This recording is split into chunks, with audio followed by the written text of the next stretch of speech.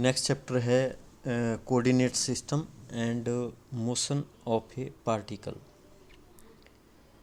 तो जो मैकेनिक्स है हमारे पास, मैकेनिक्स फिजिक्स की वो ब्रांच है जिसमें कि हम पार्टिकल्स या बॉडीज़ की मोशन के बारे में स्टडी करते हैं। हमारे आसपास जितनी भी चीज़ें हमें नज़र आती है, चाहे छोटी से छोटी है चाहे बड़े से बड़ी है, जैसे कि स्टार्स एंड प्लैनेट्स हमारे पास है और एटम्स है हमारे पास, और एटम के कंस्टिट्यूएंट्स, मतलब एटम जैसे बना होता है आपका प्रोटॉन, न्यूट्रॉन, इलेक्ट्रॉन, उसके जो कंस्टिट्यूएंट्स होते हैं वो हमारे पास जो है कंटिन्यूसली मोशन में हमारे पास जो है ये स्मॉल पार्टिकल होते हैं या बिगर पार्टिकल होते हैं। तो इनकी स्टडी के लिए हम जो है मैकेनिक्स का जो है यूज़ करते हैं। और जो हमारे पास मोशन है, motion is not absolute but it is relative. Motion को हमेशा ही हम रिलेटिव में स्टडी करते हैं। रिलेटिव का मतलब कि हम with respect to some another object उसका कंपैरिजन करके बताते हैं कि ये जो बॉडी है ये मोशन में है। Thus we can say that a particular particle is in motion with respect to certain pre-chosen particle or point in the free space। तो जिस पार्टिकल की हम मोशन स्टडी करते हैं उसकी मोशन को हम विद रिस्पेक्ट टू किसी पहले से चूज़ किए हुए पार्टिकल के विद रिस्पेक्ट टू हम उस पार्टिकल की मोशन को स्टडी करते हैं, या हमारे पास कोई पॉइंट है उसके विद रिस्पेक्ट टू हम बोलते हैं कि ये जो पार्टिकल आपका मूव कर रहा है ये आपका मोशन में है। Since free space is uniform, जो हमारे पास फ्री स्पेस होता है वो हम जो है इसको यूनिफॉर्म ट्रीट करते हैं।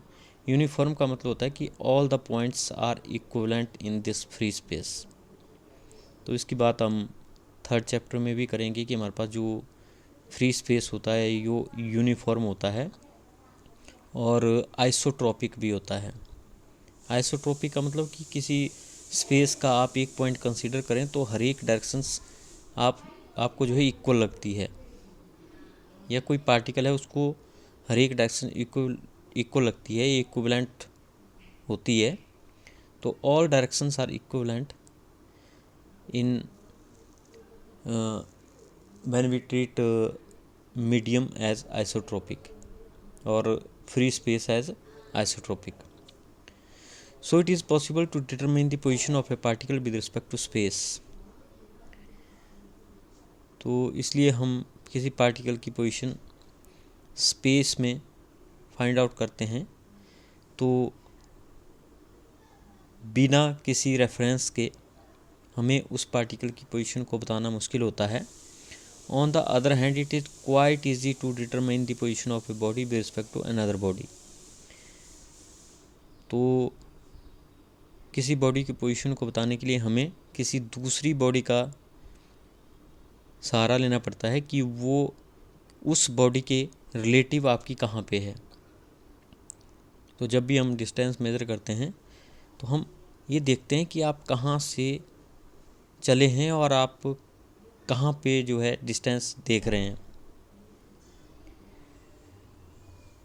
तो जो मोशन है वो हम रिलेटिव में ही देखते हैं, तो डिस्टेंस भी हम एक तरह से रिलेटिव में ही देखते हैं कि वो एग्जैक्ट पोजीशन से जो आपको गिवन पोजीशन है या कोई फिक्स्ड पोजीशन है उस पोजीशन से आप कितने डिस्टेंस पे हैं।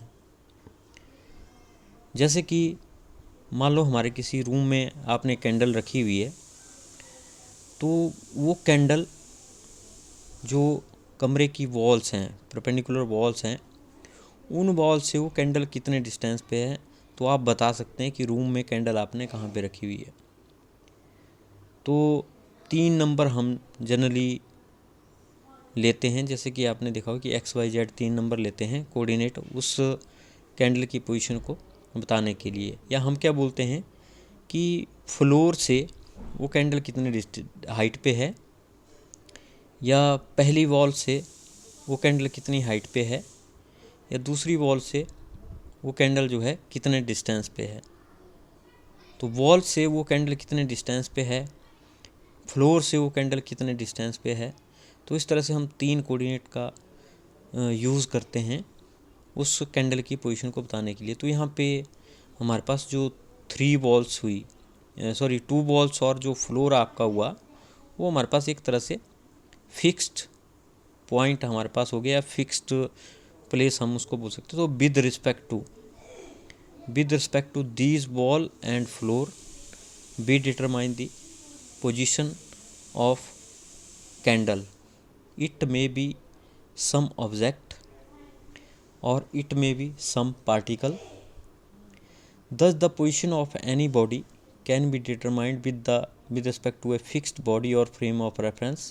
The numbers which can determine the position of a body with respect to frame of reference are called coordinates.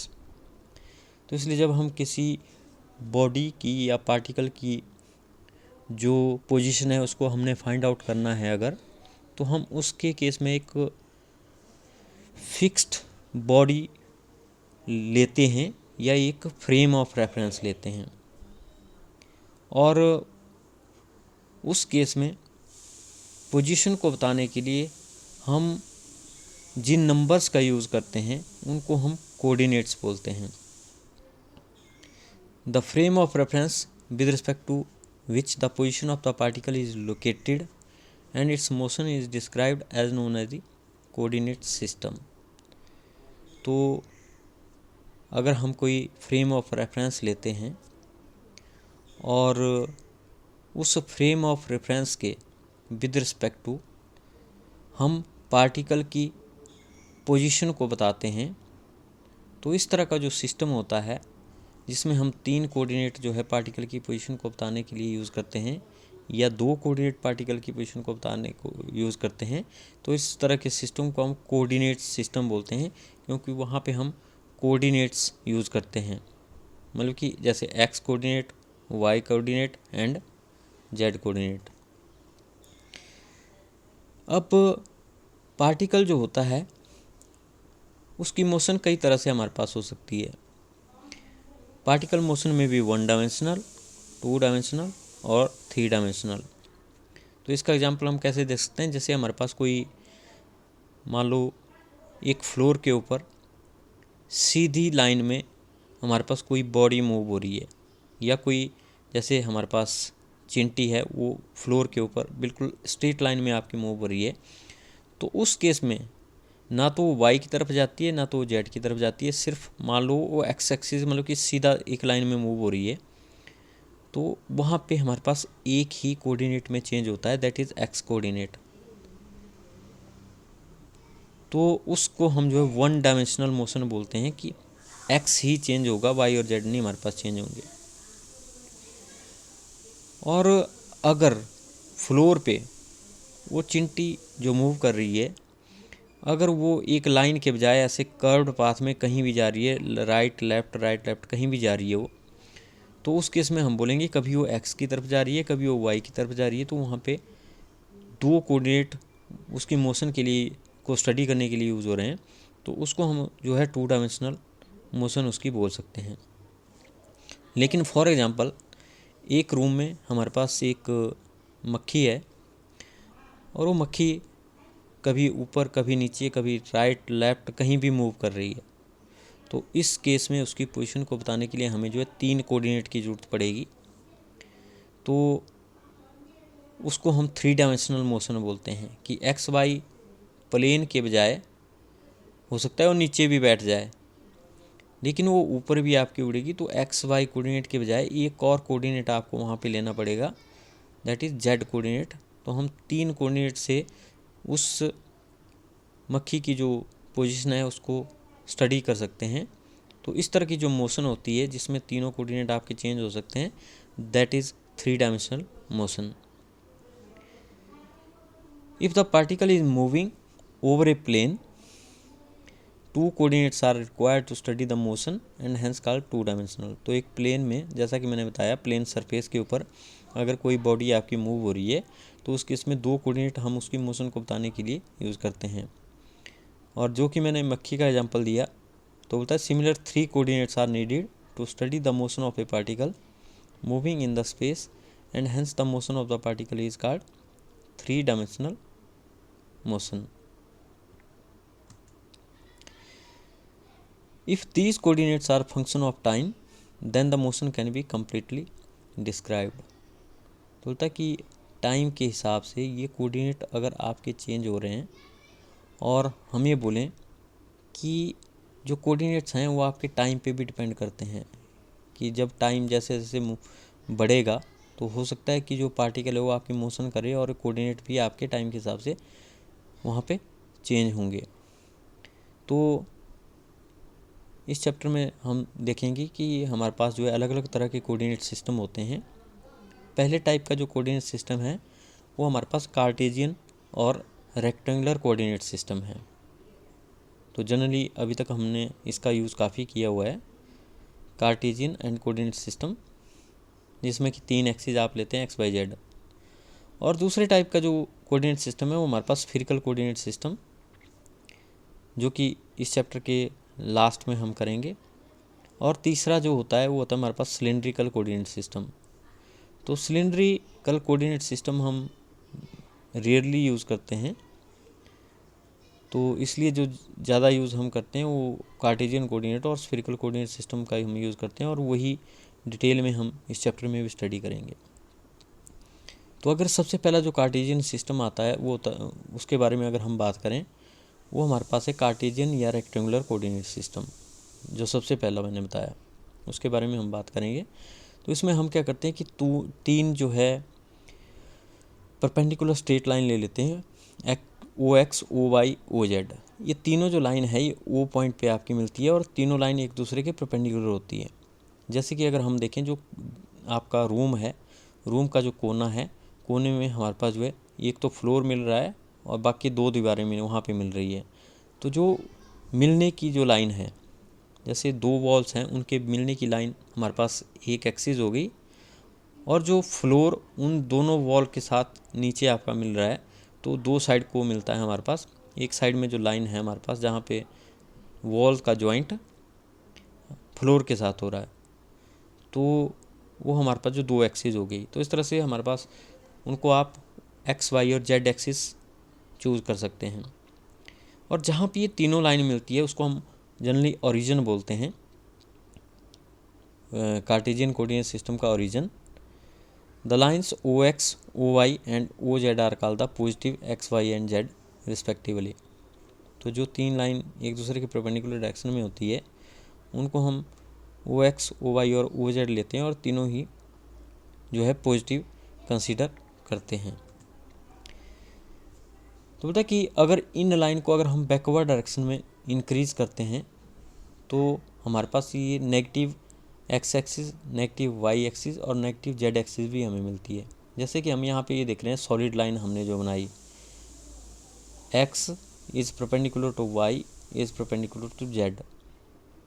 तो हम ये जो वाई लिया हुआ है जनरली हम क्या करते हैं कि वाई की जगह एक्स लेते हैं और जेड की जगह वाई लेते हैं और एक्स की जगह जेड लेते हैं. तो एक्स वाई जेड लेते हैं. तो ये तो हो गया हमारे पास positive X axis, Y axis और जेड एक्सिस. लेकिन बोलता है कि जैसे वाई एक्सिस को हम ओरिजिन से आगे बढ़ाएं तो ये हमारे पास यहाँ पे नेगेटिव वाई एक्सिस बनेगी. उस तरह से जो पॉजिटिव जेड एक्सिस है उसको हम ओरिजिन से नीचे की तरफ बढ़ाएं तो ये हमारे पास जो है नेगेटिव जेड एक्सिस बनेगी. और जो हमारे पास एक्स एक्सिस है, एक्स एक्सिस को अगर हम ओ से आगे की तरफ बढ़ाएं तो ये हमारे पास यहाँ पे नेगेटिव एक्स एक्सिस हमारे पास यहाँ पे बनेगी. तो इस तरह से हम पॉजिटिव और नेगेटिव एक्स एक्सिस को जो है इस डायग्राम में यहाँ पे बताते हैं कि पहले तो हम सॉलिड लाइन ड्रा कर लेंगे, लेकिन ओरिजिन से एक्स को आगे बढ़ाने पे और वाई को आगे बढ़ाने से और जेड को आगे बढ़ाने से हमें जो है negative x axis, Y axis और जेड एक्सिस हमारे पास मिलती है. तो इस तरह से हमारे पास अगर हम इस कोऑर्डिनेट सिस्टम को देखें तो यहाँ पे हमारे पास हमें 3 प्लेन मिलते हैं. तो पहला प्लेन एक्स और वाई, एक्स और वाई के बीच का जो प्लेन है वो हमारे पास एक्स वाई प्लेन है. और जो y और z के बीच का प्लेन है, ये वाला प्लेन, इसको हम वाई जेड प्लेन बोलते हैं। और जो x और z के बीच का प्लेन है यहाँ वाला, वो हमारे पास जो है एक्स जेड प्लेन है, क्योंकि दो साइड से ही हमारे पास एक प्लेन बनता है। और इसको अगर हम कवर करें तो यहाँ पे हमारे पास दो x के पैरेलल एक यहाँ पे आएगी, z के पैरेलल एक यहाँ पे आएगी, तो इसको हम एक्स जेड प्लेन बोलेंगे। उस तरह से ये हमारे पास वाई जेड प्लेन है, y और z के बीच वाई जेड प्लेन, और x और y के बीच का प्लेन एक्स वाई प्लेन।